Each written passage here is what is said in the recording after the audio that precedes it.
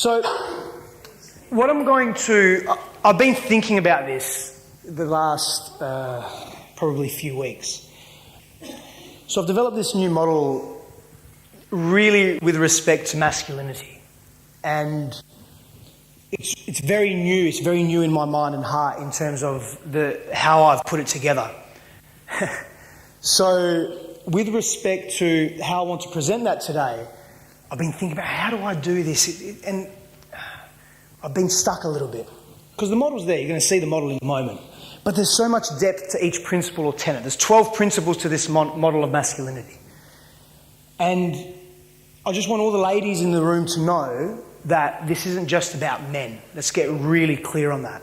It's not just about men. Because masculinity and femininity, as expressive states, reside in both genders, both males and females, as a starting point. So rather than me lecturing a lot today, I want to mix it up a little bit. I'm going to go through the model.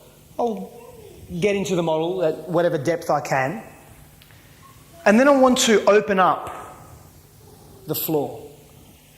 Because we're relational beings, right? We all have relationship issues or questions around relationship or relating. How do we relate to an idea? How do we relate to a belief? How do we relate to people? How do we relate to our mothers? How do we relate to our children? How do we relate to our friends, our lovers, ourselves? We have these questions, yeah? So I want to open it up in a moment. I'm going to go through the model. I want to give you some idea and substance with respect to how I view healthy masculinity. And just let's be really real here for a moment. It's not just me that views this way.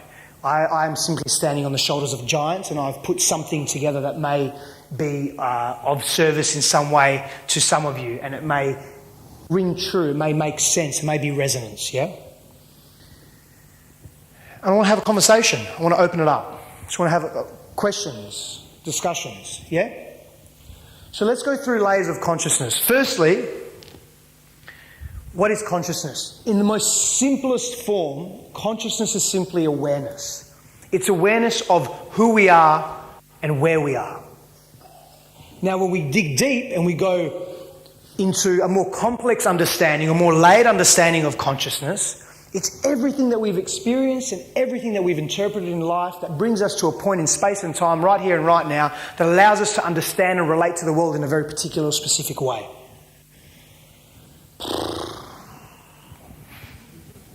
It's deep. It's integrated. It's almost infinite. It's layered. In fact, it probably is infinite. So we want to understand consciousness as awareness. What are we aware of right now? Are we aware of our bodies? Are we aware of our thoughts? Are we aware of our posture? Are we aware of what we are thinking? Are we aware of this room? What are we aware of? What are we paying attention to? So part of consciousness is our ability to pay attention to certain things within ourselves and external to ourselves in our environment, yeah? Power of relationships. This is huge. We are relational, social beings. Everything we do is in relation to something. Everything we think, everything we be, everything we feel is in relation to something. It is the world of duality that we live in. And I don't want to go too deep into, although one of these, two or three of these principles go deep into the realm of non-dualism, but we don't need to go there today. All we need to understand is that we relate. Right now, you're all sitting on chairs or on the floor. You have a relationship with what you're sitting on. It's as simple as that. There's nothing more detailed or complex about it. So then when we start or we begin to think about relationships, or we begin to think about people who come with their own set of complexities or their own set of idiosyncrasies, we can understand how important it is to relate, to learn how to relate in a way that serves us and serves others. And one of the tenets here, and this is for every single human being, is a concept that I call, Mark loves this, is a concept I call selflessness. And for me, to be a man, to be in one's healthy masculine rather, it's imperative that we are able to come from a place of selflessness. And I'll explain what that means, yeah? I'll go into depth with that. Disregard the spelling error from my web guy. I'm going to hurt him when I see him next. I just noticed that. He's a good friend of mine. So, what does this mean, masculine, feminine? Feminine. Masculine, feminine, whole emergence. I'm glad he spelled the more difficult word right, or correctly. We almost get confused sometimes because we think that men are only masculine and females are only feminine. It's not the case. A prominent author where I draw a lot of my wisdom and my knowledge and my inspiration from, David Data. If you haven't heard of him, look him up. David Data. He seems to believe, and he draws a lot of his inspiration on esoteric principles, Eastern philosophy, of understanding the way we relate to each other. And he believes that men will hold around 80% masculine expressive traits, 20% feminine expressive traits, and females the reverse. And what we really wish to do is express ourselves, learn to express ourselves in the most healthiest way possible, and I'll go into what that is shortly. But also understand that when we speak to masculine and feminine, we don't wish to segregate. We don't wish to separate and disconnect. We want to understand that is masculine and feminine expressive states come from a place of wholeness. They come from the same place. They are just understood or communicated slightly differently, okay? We don't wish to segregate. It's really important to understand that. We don't want to segregate. Love, probably the most difficult concept, feeling, state of being to describe. There are so many different forms of love, expressions of love, facets of love. And often we love deeply, but we also hurt deeply because of love. So when we are able to relate, or rather when we are able to navigate our relationships with greater clarity, we grow so much. I want to share with you a story. I was training early this morning with a friend of mine, and he took me to, this is what I think of, this is the shit I think of when I train. So he took me to Heathcote in Applecross, right? I had these like silver shoes on, and I was running up these stairs, and he was off running. My hip hurts a little bit, and it hurts to run, so I don't run too much at the moment. But stairs are okay for some reason.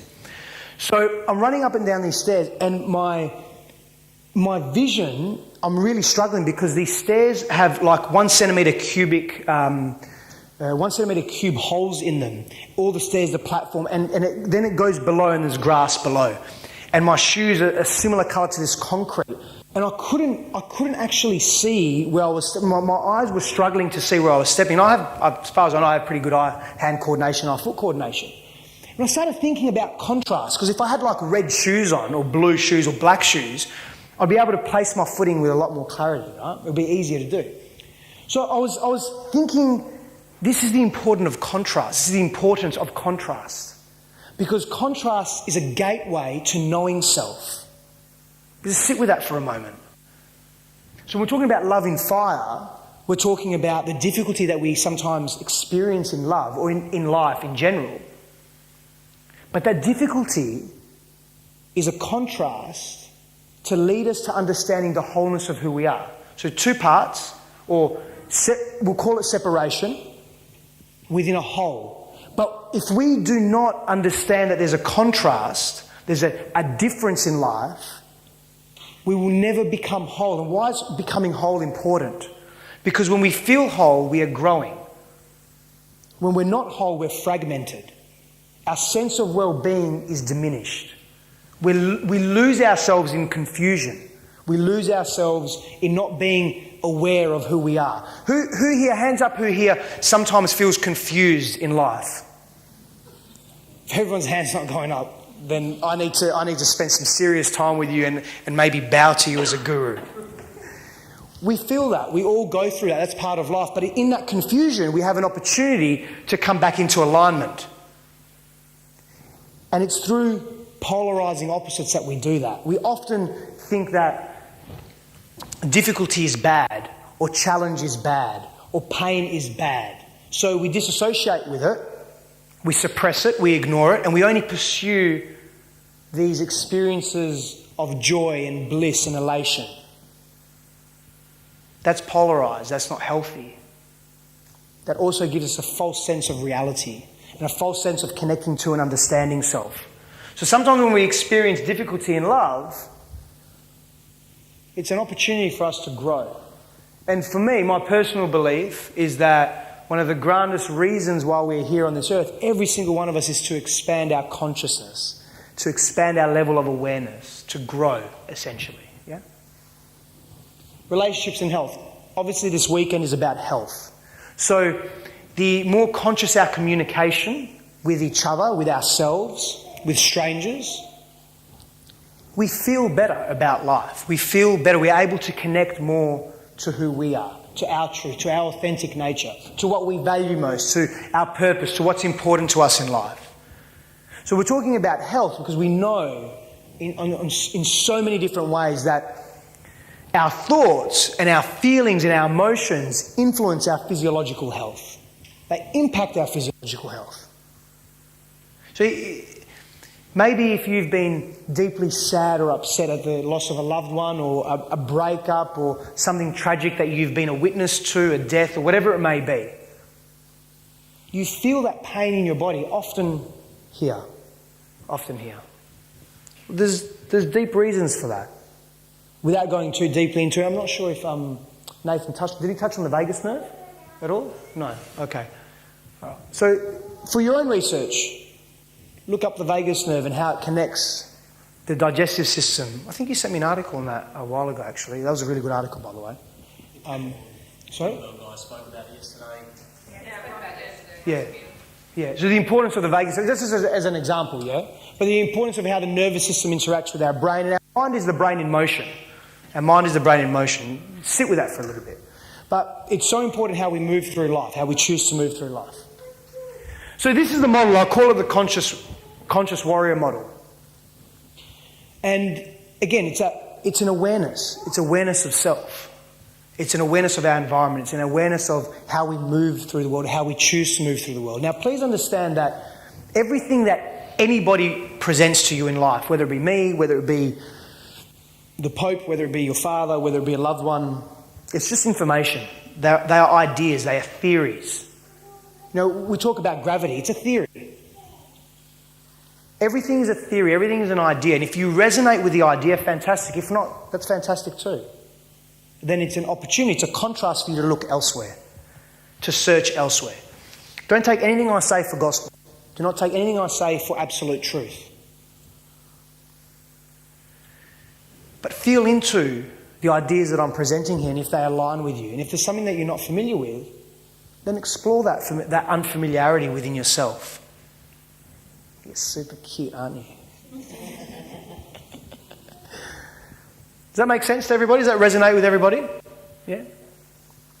Hard science is not hard science. It's a theory. And some hard scientists would argue that. But I'll just send it to my man Mark, and he's got a really good uppercut. A right uppercut and a left hook. So let's go through the first principle. And this is for remember, the masculine resides in both men and women, males and females. It's an expressive state. So when we're talking about ownership and personal power, the masculine will present that in a particular way. The feminine within self will present that in another way. But predominantly, when we're talking to ownership of personal power, we're speaking to understanding that as a healthy masculine person... Oh, that's another thing I want to mention, be really clear on this as well, and for simplicity's sake, this is probably the best, I'll do this now. So I'm going to refer to the masculine as men, for simplicity's sake. Know that it applies to every gender.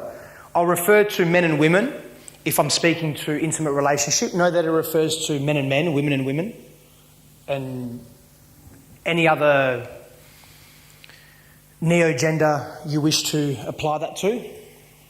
And just know that it's referring to an expressive state. I can't stress that enough, yeah? That resonates with everybody? Hands up if that makes sense, yeah? Because it's not about discrimination, it's not about sexual orientation discrimination or anything like that. It's for simplicity's sake, it's just easy to present it that way, yeah? Because sometimes masculine and feminine are new terms and they're buzzwords, and men and women is just simple. We want to simplify this as much as possible. So, ownership and personal power. As men, it's imperative that we take ownership of who we are, who we've been and how we move through life. When, as individuals, we do not accept who we are and we do not accept or understand or connect to our behaviours and we disregard them, we are hurting others immensely and we're disconnecting from people. In life, if we do not assume responsibility for the way we move through life, our ideas, our behaviours, our beliefs, our models of reality, the way we treat others, our actions, we're essentially saying to ourselves and to the world that we do not trust who we are, that we do not accept who we are. Now, the follow-on effect of this at a psycho-emotional level is diminished self-worth. And there is an array of side effects that come, or experiential outcomes or consequences that go hand in hand with not having self-worth, with not being connected to self, yeah? We have to understand as well that with ownership and personal power, it means that we recognise that we are empowered to make decisions for the way our life moves. Yes, it's very true that we cannot control what is external to us, but we can be responsible for our thoughts and our emotional states. Yeah?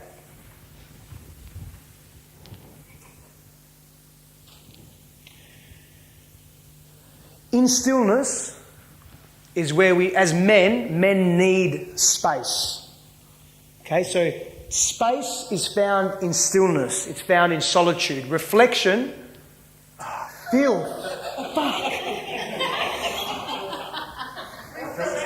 So here's a good example, right?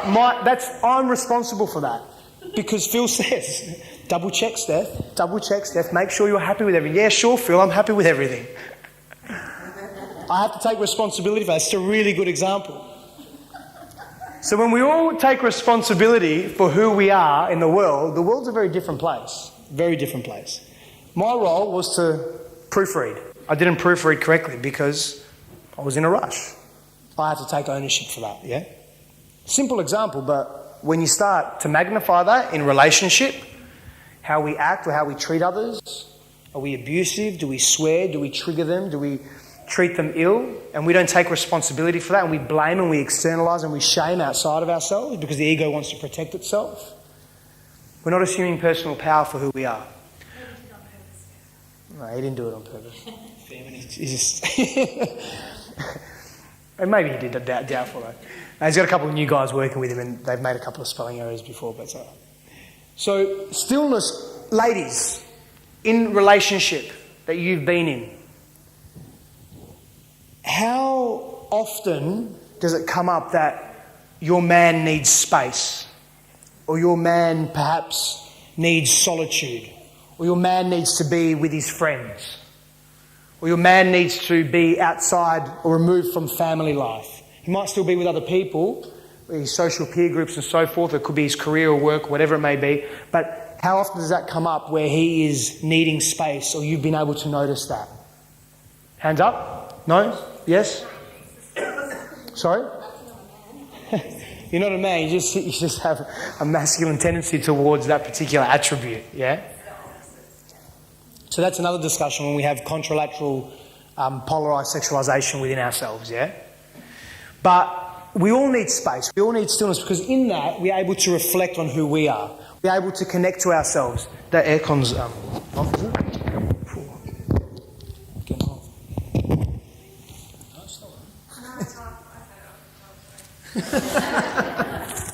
Thank you, Sam. No worries.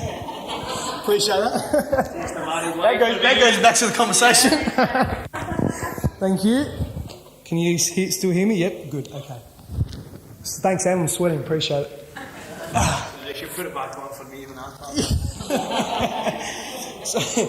So in silence we're able to identify our deepest truth, yeah? We're able to reflect. We're able to sit in quietness. And quietness speaks very loudly. But we're afraid to be quiet. We're afraid to sit in stillness. And we're afraid to sit in stillness because we're scared of what we might unpack or might discover. because we don't know ourselves and we sometimes don't want to know ourselves. And that becomes a problem. So what we wish to do is create space and stillness for ourselves. So as men, as masculine men, or the masculine within us, we need to feed the masculine silence and stillness and space. I recommend to people that I work with that... Just checking that.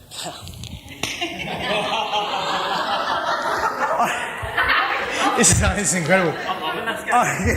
He's the best though. He's really good. I recommend that people that I work with, for men especially, is stop, for everybody, is stop the noise. The noise is unhealthy. The noise is a distraction. 20 minutes every day minimum, spend time with nature. That's why I've got this up right now. Movement and connection. Movement is about what you have all been doing this weekend. It is imperative for the masculine to move. Masculine wants to create space. That's one of its primary functions. But it also, in the physical realm, in the physical body, in the embodiment of the physical, it needs to move. It needs to express energy in that way. So whether it be climbing a mountain, running, yoga, boxing, playing with your children, whatever it is, set an intention to move every day. That's just healthy. You've been speaking about it the last 2 days. We've been discussing that, the importance of movement. And connection. Now connection, this is interesting. So let me go back to movement for a moment. As men, it's so important. And I know there's not many men here per se. It's what are we about, 80% women here? 85% women, something like that?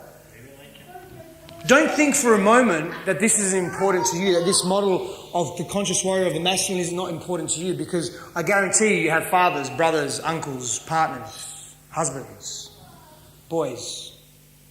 This is just as important, and if there's resonance, of course, it's important for you. If it's not, it's still important for you, but just for purposes of contrast, for you to look elsewhere. But movement, particularly for men, it's good to move and bond together in that way. And I do that. I used to train and exercise a lot on my own when I was competing. It became a very isolated experience. I would train every now and then with people, and I loved when I did. Now, it's the opposite. I train 80-90% with people and a little bit on my own, because I still like to be on my own in that space.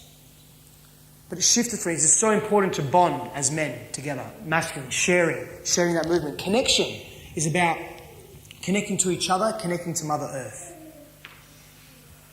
Again, crucial to be able to spend time in nature, understanding self in relation to nature. And we don't do it enough. We are so blocked by our cultural clutter. Like all this here, so many positive islands that we are surrounded by. That's not our natural state. Our internal system does not thrive on that.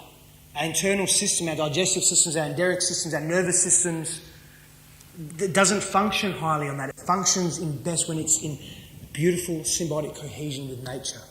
Connect. There's a ton of science behind this. Don't need to bore you with that. And it just feels good. Simple. It really does. And the reason why sometimes it doesn't feel good is we're so disconnected living in these heavy, heavy cities. Well done, Phil. The masculine needs to have a purpose in life. The masculine and needs to be deeply connected to one's purpose, or deeply passionate about one's purpose. You'll find that men that don't have a purpose in life and are wandering aimlessly are a havoc to society. Like a havoc. It's one of the key attributes that leads to men being isolated from society and turning that, and a lack of social support and social cohesion, turning to crime, or turning to being very isolated, or turning to horrendous acts or expressions, unhealthy expressions of self. Having a purpose in life is so important. And it differs for everybody, it's very individualised. But understanding our values, and we've spoken to this again, it's been mentioned during the weekend, is what is important to you? What do you desire? How do you wish to move through life? And then live that, actualise it, take action in those areas. Yes, it's a journey. Yes, it can be challenging. Yes, it can be deeply difficult and it can cause pain. But as men, I'm speaking very much to the men here in the room. As men, when you are on purpose, you are serving the feminine within your partner. You'll only be able to traverse life for so long until it becomes undone. If you are not on purpose, if you're not deeply connected to self, if you don't have direction, if you're not assertive in your being.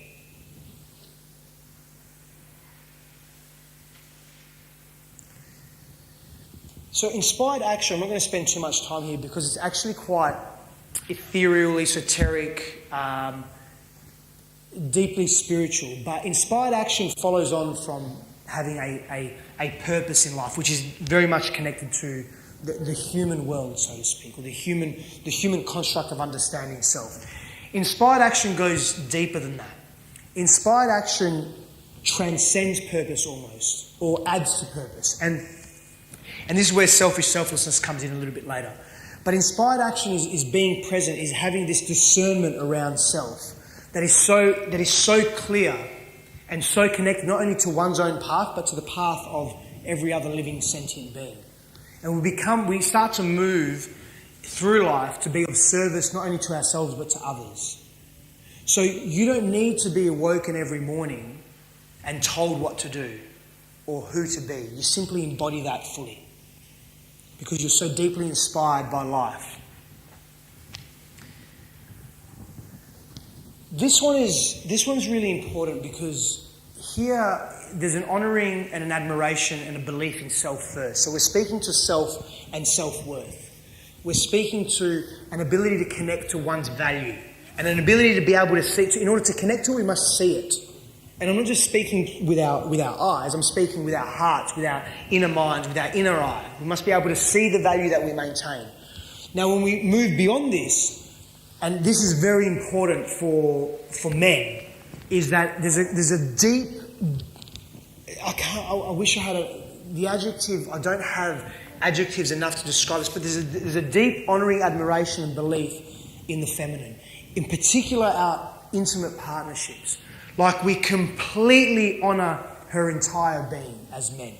Who she is, her fluidity, her nurturing, you know, that saying, warts and all, everything. There's a complete honouring admiration. It doesn't mean we don't set healthy boundaries for ourselves. Everyone needs to set healthy boundaries for themselves, and they do that by knowing themselves at greater depth.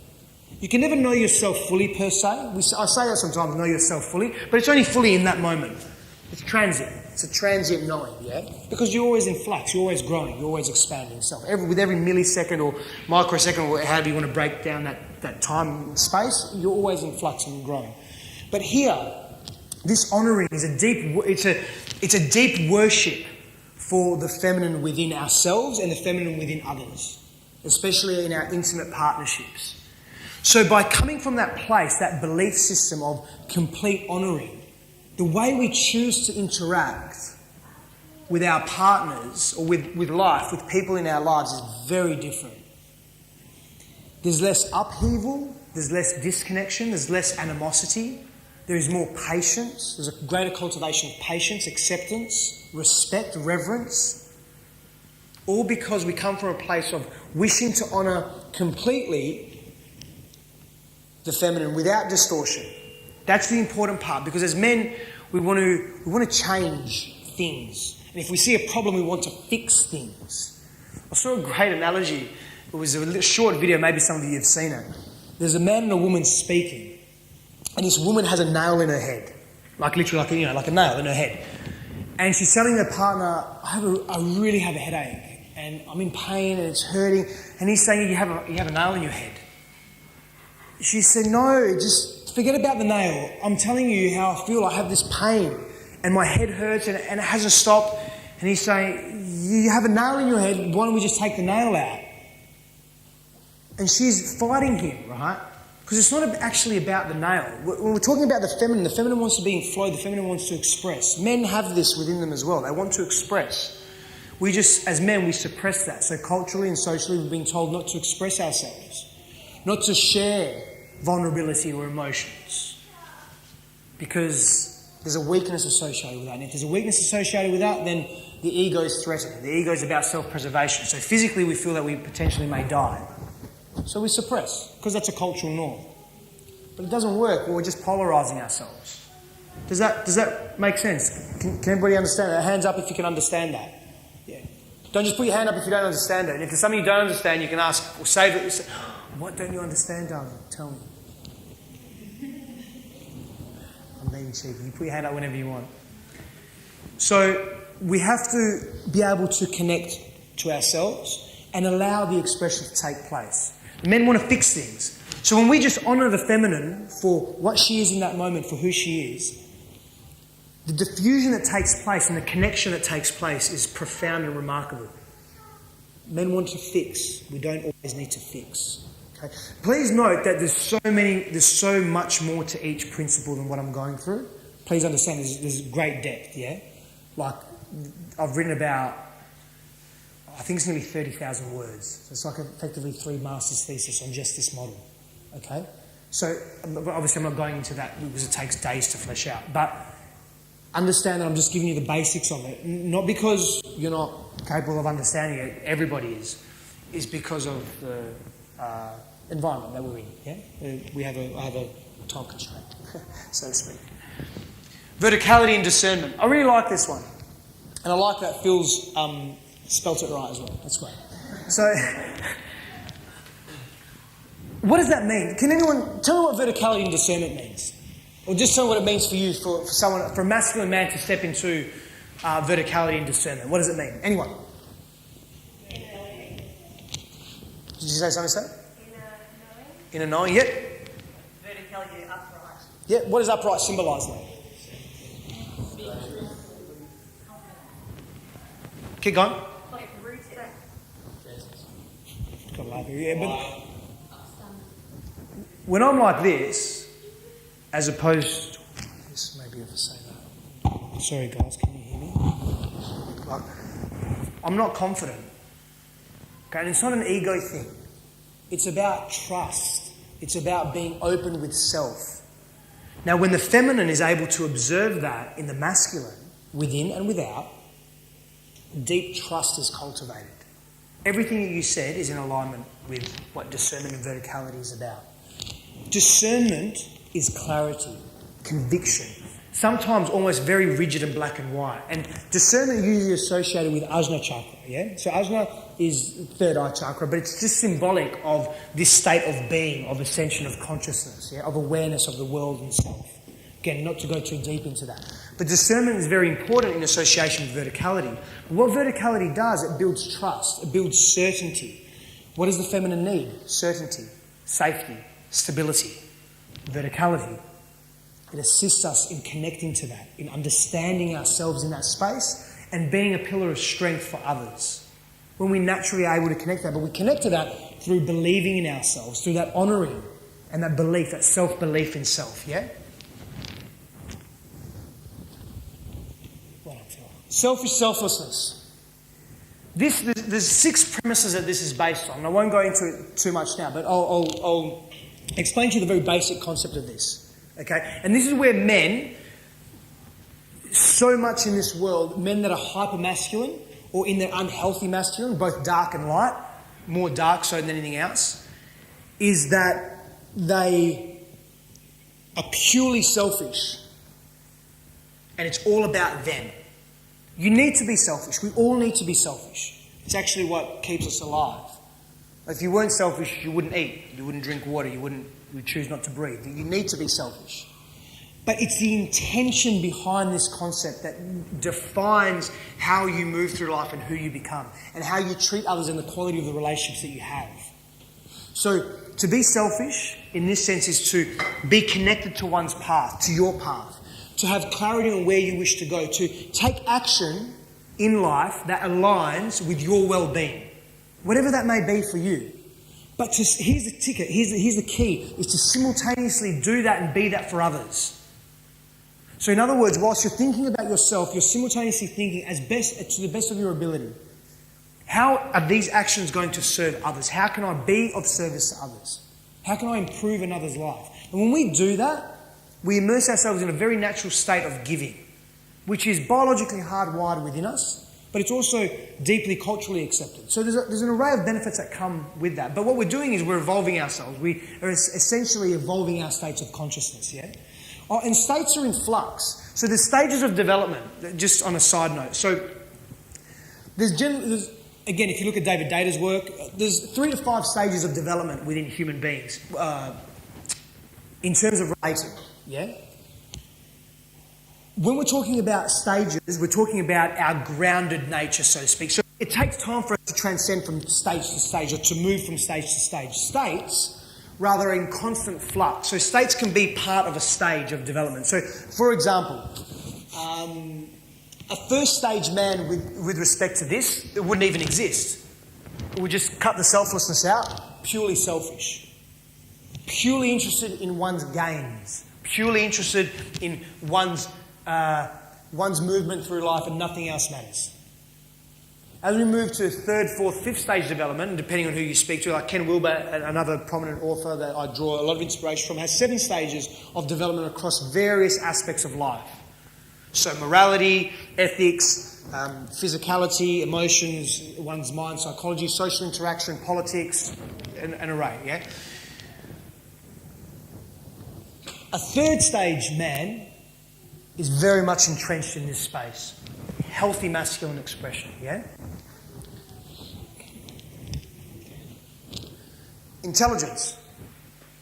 Cool. So with intelligence, I'm going to wrap these last few up really quick. With intelligence, we're talking about physical intelligence, emotional intelligence, spiritual intelligence, relational intelligence, sexual intelligence. We're talking about how astute and connected are we in all areas of our lives. How astute and connected are we to ourselves?